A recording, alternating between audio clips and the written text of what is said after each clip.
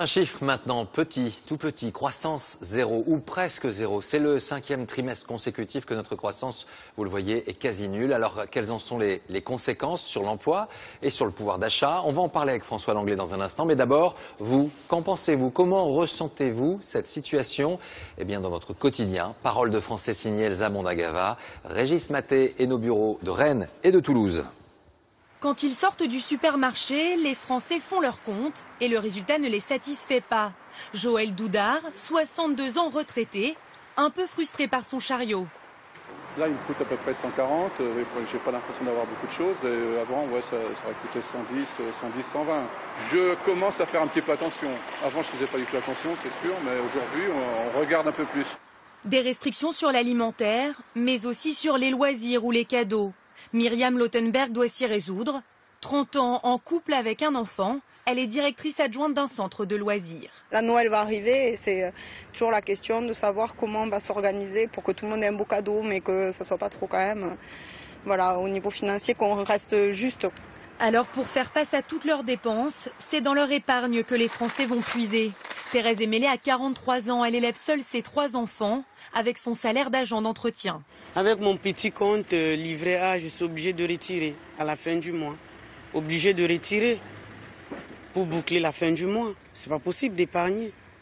D'autres qui ont épargné toute leur vie arrêtent et décident de se faire plaisir, comme Annette Sénéchal, 70 ans, retraitée. Les taux d'intérêt sont ridiculement faibles, le coût de la vie a énormément augmenté, donc voilà, je préfère profiter de la vie et dépenser mes sous. Baisse du pouvoir d'achat et de l'épargne et un fort pessimisme. Depuis mai, la confiance des ménages ne cesse de se dégrader. Alors François, on vient d'entendre les Français questions et inquiétudes légitimes. Lorsque la croissance ne décolle pas et que ça fait 5 trimestres, c'est quoi les premières conséquences finalement ? Sur l'emploi, bien sûr, tout d'abord. On imagine en fait qu'avec une croissance zéro qui ne bouge pas, l'emploi ne bouge pas non plus. Et ça n'est pas du tout comme ça que les choses se passent. Parce que les entreprises, au fil des ans, eh bien, elles s'organisent de mieux en mieux. Elles profitent du progrès technique, de l'innovation. Donc alors même que leur chiffre d'affaires ne diminue pas, qu'il est lui aussi en croissance zéro, eh bien, elles ont tendance à réduire légèrement leurs effectifs, de 1% en moyenne, pour produire la même quantité de biens et de services. Ensuite, chaque année, évidemment, des dizaines de milliers de jeunes arrivent sur le marché du travail et ils sont en ce moment plus nombreux que les classes d'âge qui partent à la retraite à cause de la natalité française. Une population active qui augmente et puis un nombre d'emplois disponibles qui se réduit légèrement, ça fait plus de chômage. L'INSEE pronostique un taux de chômage qui va augmenter légèrement à la fin de l'année pour atteindre 10,6%. Côté pouvoir d'achat maintenant, les salaires vont bien sûr continuer à augmenter, mais 2 éléments contraires vont jouer. D'abord, l'inflation qui grignote chaque année la valeur de l'argent, et puis les hausses massives d'impôts que nous avons subies. Celles décidées par François Fillon cet hiver et celles décidées par l'actuel gouvernement cet été. Et tout ça, ça va faire un pouvoir d'achat qui, selon l'INSEE, chuterait pour un ménage français en moyenne de 1,5% cette année. Ça serait le plus mauvais chiffre depuis près de 30 ans. Merci François. Notre immersion du vendredi maintenant, et elle fait écho aux difficultés économiques. Un chiffre d'abord, c'est le nombre de faillites de liquidation judiciaire. Rien qu'au 2e trimestre, près de 14 000 procédures ont été activées. Illustration très concrète de tout cela avec, vous allez le voir, la vente aux enchères en Ille-et-Vilaine des biens d'une entreprise, une carrosserie qui a été obligée de déposer le bilan. Et vous allez découvrir plusieurs personnages, l'un des 17 anciens salariés, la commissaire-priseur, et puis il y a aussi les acheteurs potentiels. Tranche de vie et immersion signée Agnès Monteux et Benjamin Jeunhomme. Depuis 2 mois, tout est fini pour Sifa. Cette entreprise de carrosserie a fait faillite. Si elle rouvre ses portes aujourd'hui, c'est pour vendre toutes ses machines. Je vous donne la liste et puis Mathilde va s'occuper de faire les photocopies de vos pièces d'identité. Merci et bonne visite. À l'accueil, la commissaire-priseur prépare la vente aux enchères. Vous venez de la région ou d'un peu plus loin? Je viens d'Alès, dans le Gard. De l'Est? D'Alès, Alès dans le Gard. Alès dans le Gard, encore plus loin alors. Oui, encore. Bon, bienvenue chez les Bretons. Bon, merci. Ce professionnel de la carrosserie vient de loin car il s'intéresse à une très grosse machine pour peindre les camions. C'est une cabine qui est complète, hein. Elle peut être coupée en deux pour faire deux véhicules différents, avec 2 systèmes de ventilation totalement à part. Vous la connaissez? J'étais de la société, oui. C'est l'ancien directeur technique lui-même, Sébastien, qui donne les informations. On a fait un système à part, hein, parce qu'il y avait un souci dans l'armoire. Donc on appuie directement ici, oui. De plus en plus, cet entrepreneur d'Alès est obligé d'acheter aux enchères. Acheter neuf, je peux. C'est pas le problème d'acheter neuf ou pas. Le problème, c'est qu'au niveau rentabilité, si je mets 150 000 € dans une cabine, avant de les rentabiliser, il se passera de l'eau sur le compte. Donc bon, à un moment, de toute façon, c'est pas compliqué. Ils faisaient le même métier que moi. S'ils ont fermé, c'est qu'il y a une raison. Maintenant, nous, on n'a plus le choix, on peut plus travailler avec. Si ça peut aider un autre entrepreneur, pourquoi pas?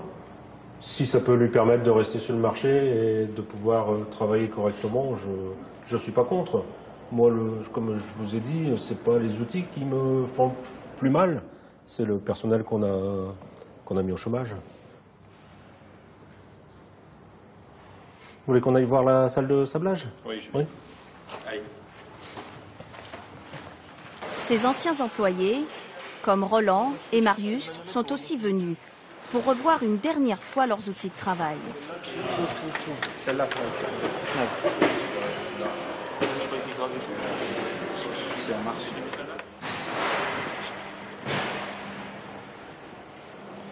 C'est ma veste de boulot que j'avais, quoi. Que je n'ai plus. Donc je l'ai remis au qu'elle était, quoi, parce qu'elle n'est plus à moi. Malheureusement.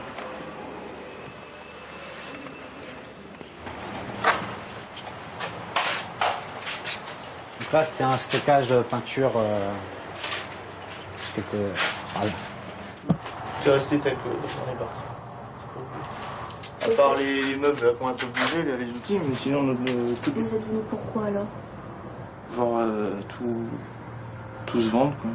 Pour essayer de faire en gros le deuil de ça, quoi. Mais c'est important de voir jusqu'au bout ce qui se passe. Ah bah oui, oui.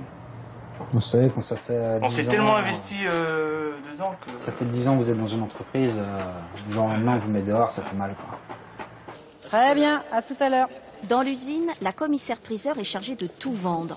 Face aux ex-salariés, elle tente de garder le sourire. Quand vous retrouvez les salariés... C'est des anciens salariés, oui. Bon, en tous les cas, demain, on va essayer que ça se passe bien. Essayer d'épurer le passif au maximum. Ça va bien se passer pour nous? Pas pour vous, mais nous, si vous voulez, j'ai ma mission moi aussi. Parce que mon travail, moi, c'est de vendre le matériel dans les meilleures conditions pour renflouer le passif. Il faut des gens comme moi, malheureusement, pour faire ce métier-là. Pas facile. Les visites sont finies. Sébastien retourne à son ancien bureau qu'il a bien du mal à quitter. Oui, j'ai décidé de racheter mon bureau si je pouvais aux enchères, oui. Pour, déjà parce que j'ai besoin d'un bureau et puis bon, c'est un peu avec nostalgie qu'on quitte notre lieu de travail.